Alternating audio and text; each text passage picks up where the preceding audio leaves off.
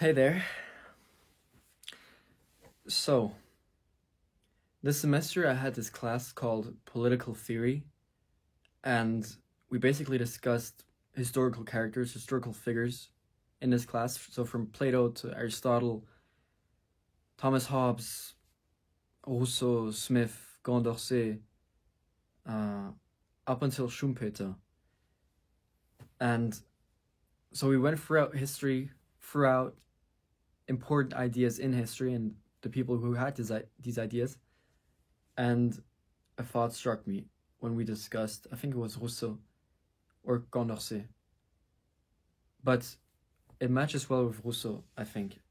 So Rousseau was this guy who lived in France. No, Geneva. Geneva, actually, yeah.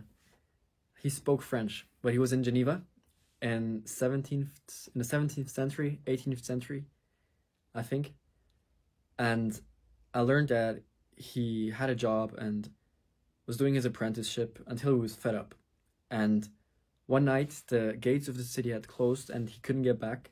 So he decided, just let's do it. He's going away. He's just gonna travel. He's gonna take his things and see the world. And that's what he did. And he went to France and discovered a lot. He learned a lot. And I think he even went to Paris. Not sure though. And if I remember correctly, there he answered this prize question. And I think it was something along the lines of whether scientific progress had benefited humans, if it was a good thing or not. And he came to the conclusion that scientific progress and the advancements that were happening at the time, they made men sick. They made society sick. And the only solution to become free again was extreme individualism or extreme collectivism. And it just struck me because the thoughts were so deep. Like, who thinks this kind of thing? That scientific progress made us sick. I think he said something along the lines of, it split our soul. And then he also proposed a solution for that. Or two solutions, although only one was apparently feasible. And it just struck me. It's the same with Condorcet, we discussed.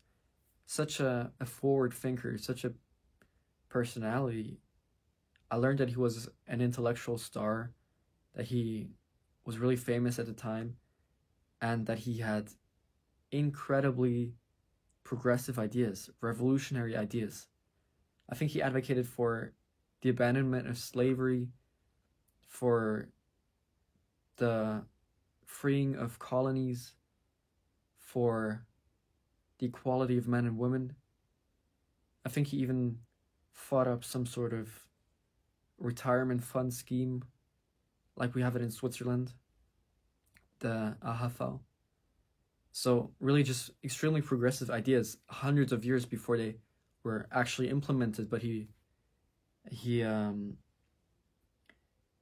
predicted that. He predicted that, and that was super inspiring to me, that he could think of such ideas hundreds of years before they would actually be implemented. So he was hundreds of years ahead of his time, and come up with such creative solutions, such revolutionary solutions that were really thinking outside of the box.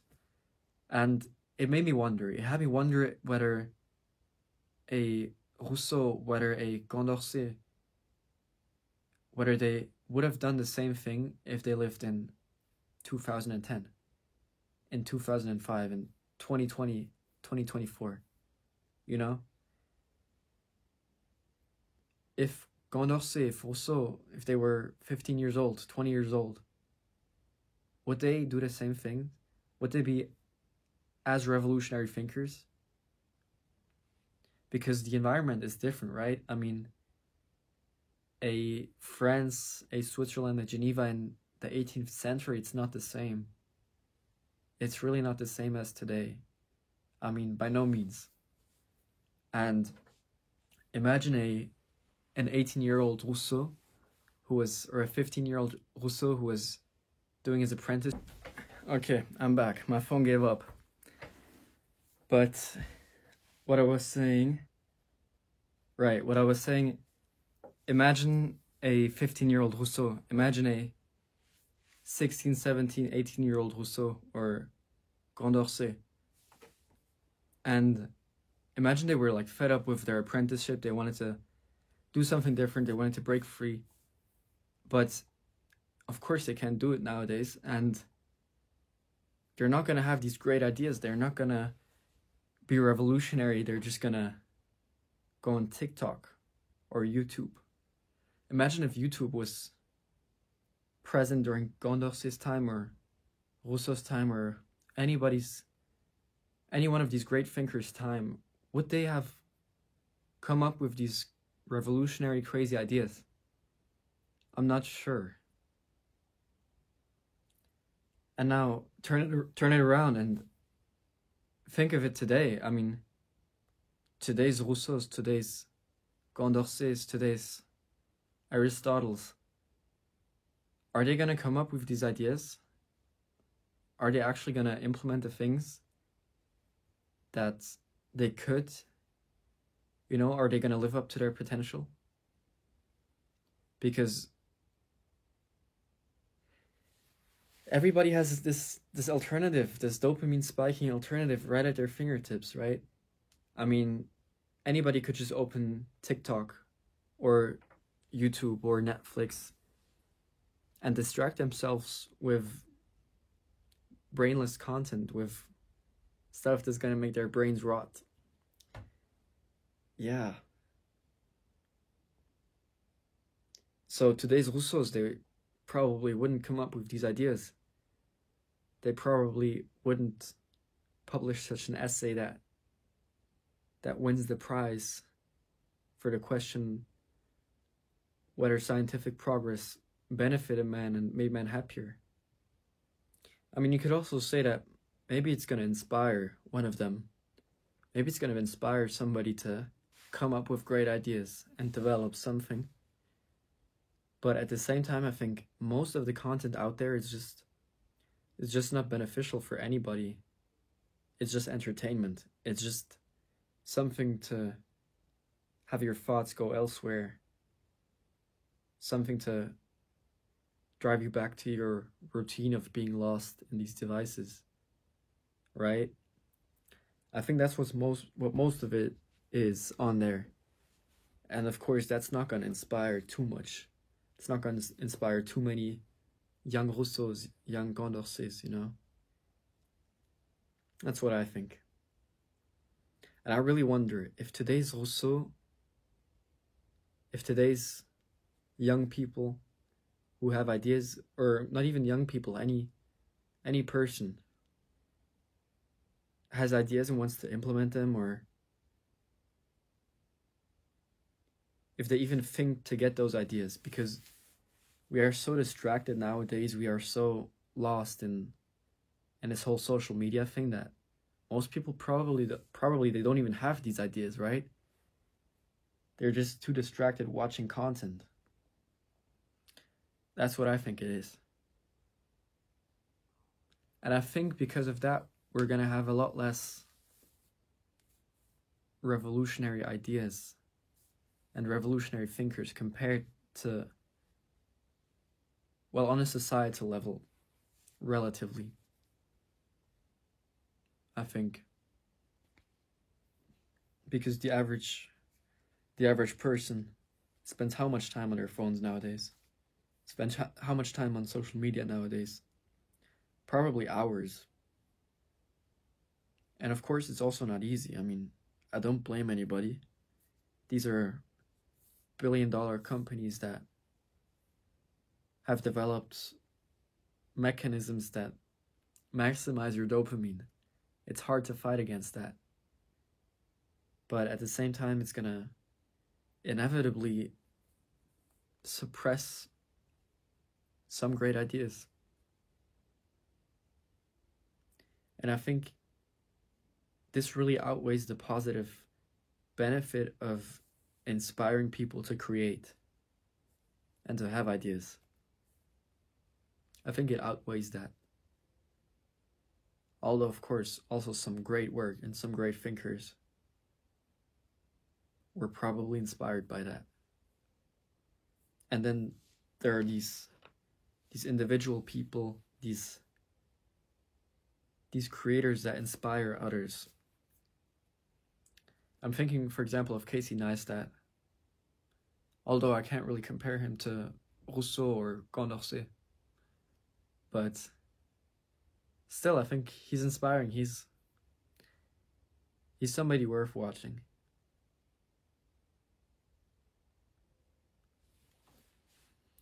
But what I'm really wondering about, the idea that I had was just if today's Rousseau, if Rousseau lived today, would he have had the same ideas? Would he have lived out his potential in the same way he did back then? Same for Condorcet. Even though I think both of those guys had quite lonely lives in the end. But still, they had revolutionary ideas. I just wonder. It's sort of a similar question to what I mentioned in the beginning about Rousseau. If scientific progress and like technological advancement benefits man or benefits humanity for this sake. Nowadays we're in the 21st century, not in the 18th anymore, so if it benefits society. Especially looking at social media. I'm not sure. I mean, in some ways it did, but at the same time, it eats up so many hours in everybody's day, or in a lot of people's days. I think it has a lot of negative side effects. But it makes the competition weaker for those who want to achieve something, for those who want to put the work in. But at the same time, it's really not beneficial for those who get addicted or get hooked on those devices. That's exactly why I think it's worth it to take the time to just think. You know, just whip out your journal and write down what you think. Write down your thoughts. Meditate or do something where you can just think, where you have no input from, for example, music, from YouTube, Netflix, any type of content. Because we have this constant stimulation, this constant input. And I think with this constant input, we can't think properly. We can't think on our own, and we don't let our mind rest to actually process. So I think that's one solution approach, kind of. One thing to have yourself think again. I have this friend who recently said that because of ChatGPT, he's basically not had an original thought in a while. And it sounds kind of funny, but at the same time, it's a little bit sad. I mean, you didn't have an original thought in a while. That's kind of boring, isn't it? And I think to go against that, just take the time to think. Just take the time to whip out a journal, write something down. Write down what you did today, at least what you think, how you feel. Or talk, philosophize with your friends, you know? Talk to some people. I think that's a great way of getting back to actually thinking for yourself and not being hooked. Because otherwise, how are we going to get these great ideas? How are we going to advance? And I think it's important to keep moving forward.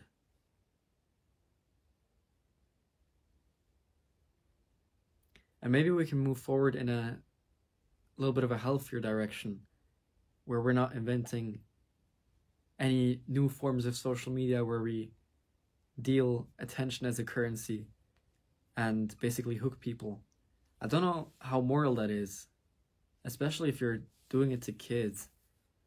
I mean, you're getting like 12-year-olds addicted so early on to something that's like, I don't know if that's true, but I've heard that it has the same addiction level, the same effects on your brain as drugs like heroin. When you get that hit of scrolling, you know what I mean? But yeah, it's just something to think about. Maybe try to think a little bit for yourself and figure out what your opinions are actually, what you could change about the world, what you could change about the situations around you to make it better. I think that's an approach. And that's probably how eventually great ideas come to life. Because we gotta fight against these softwares and programs that have us hooked, because otherwise we're not gonna get any more Rousseaus or Condorcets from our time. And I think that would be a waste. I hope this kind of makes sense, because I'm not sure, but anyway,